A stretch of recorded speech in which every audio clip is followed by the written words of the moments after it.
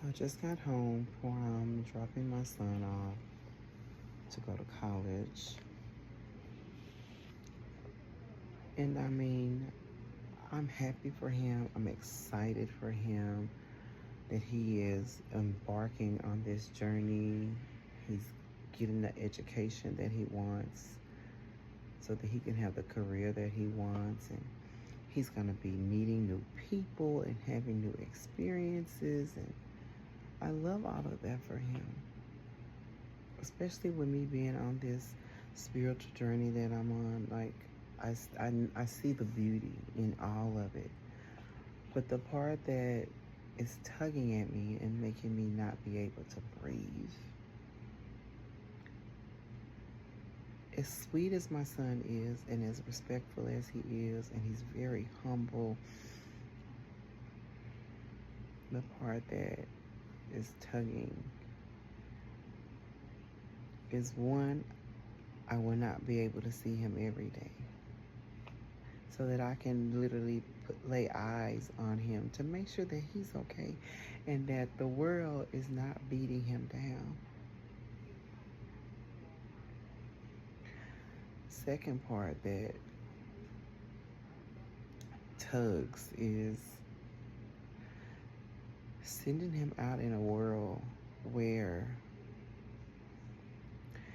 he's going to automatically be judged by some people who were not raised in a loving, respectful household, who are racist. And they're going to judge him strictly because of his skin color. And I don't know if he's ready for that type of hatred and that type of bullshit.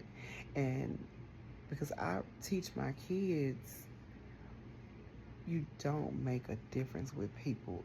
You judge everybody individually. You don't make assumptions because somebody is a certain color. And my kids have friends of all races. So sending him out, and he's in Texarkana. That fucking place is a racist. I know because I was raised there. I lived there. But they could be anywhere.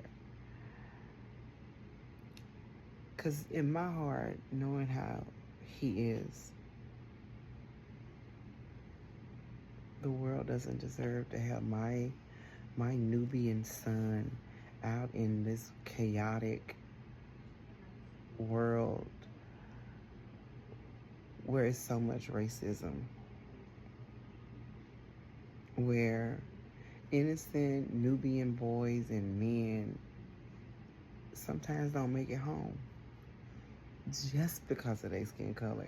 It just scares me because I know how sweet he is, and I know he has a kind heart, and he has a very forgiving heart, and I raised him to let people make it sometimes and give people chances to, you know, just don't be that type of person to people. Always be understanding and sympathetic and empathetic, but everybody don't raise their kids off of love. So I don't even know how I'm handling this, but I'm just here, sitting on my couch. And I've been home since 11. And it is now, it's like 1 o'clock in the morning. Okay, it's 1:43 in the morning, almost 2 o'clock in the morning. I just been sitting on my couch looking like mud duck. Mud duck.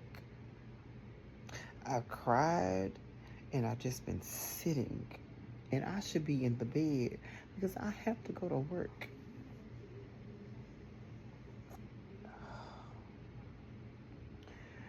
Anyway, I have been manifesting and talking to the ancestors, talking to the universe, and I'm just manifesting and hoping.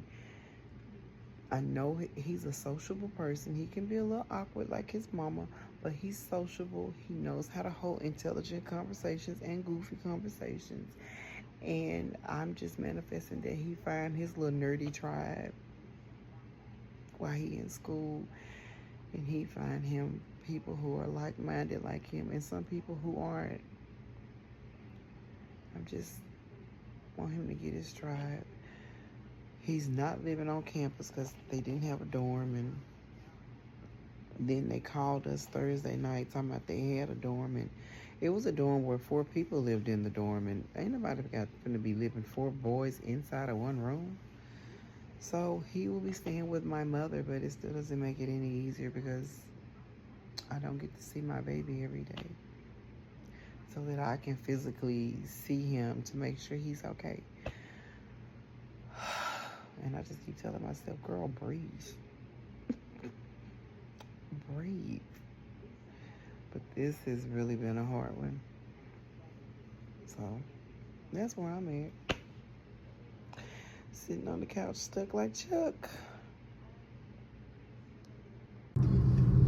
So I was supposed to be at work at 2 o'clock. I texted my manager and was like, can I come in at 3?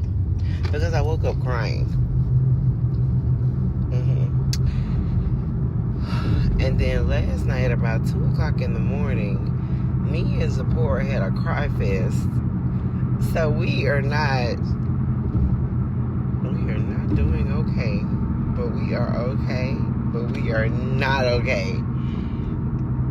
I literally wanted to just stay in my bed and cry all day. I miss my baby.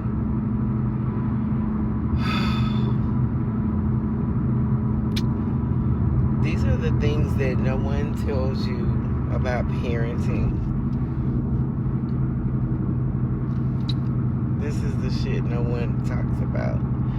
And a lot of shit people don't talk about when it comes to parenting. And why are we not talking? Like, leaving the house was hard. Because I knew he wasn't in his room. And then I was thinking, like, when I get off work tonight and come home, normally he is at the door waiting on me because he wants to know how my day was at work. And he won't be there.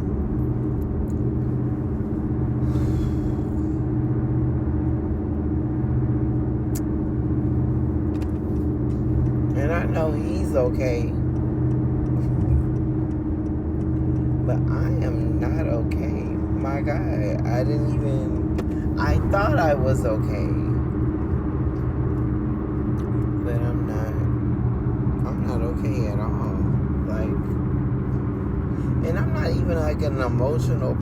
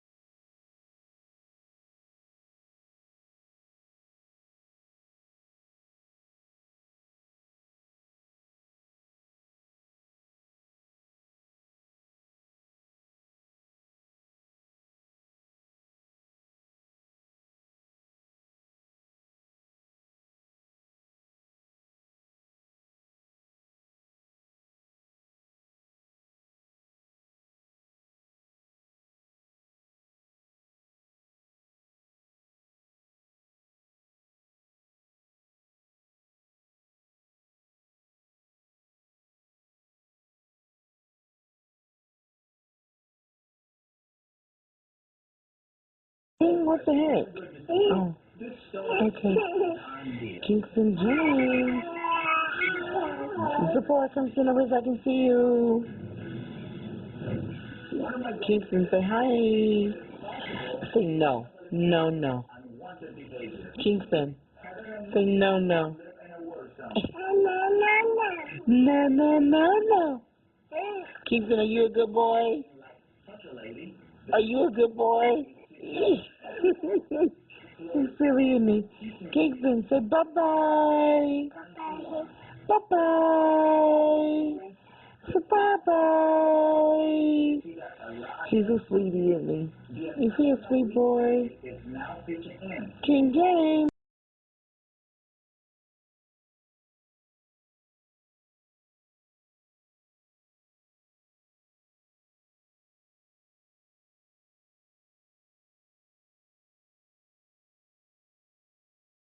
And then headlock. You're gonna do that? They can't death roll you if you do that. They can't death roll you. Okay, buddy. That's okay. I What? want to see you do it. I'll do it. I want to see this happen. If one comes at me, I'm gonna I'll find one. We'll go to like Florida or something. We're gonna find the alligator, and I'm we're gonna go to I'm Florida. going to wrestle it I can't wait to see back to that. the water. I know y'all sick of me, but I miss my kid. Me and his sister FaceTimed him, and he looked so happy. And I asked him, was he nervous? And he was like, no. And he was excited about going to school because he loves to learn.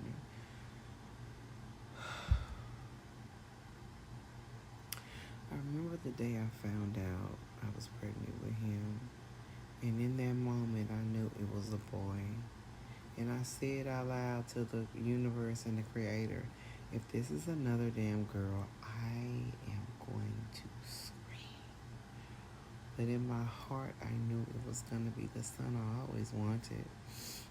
And later when I found out he was going to be a boy, a lot of things went through my mind about him being a boy.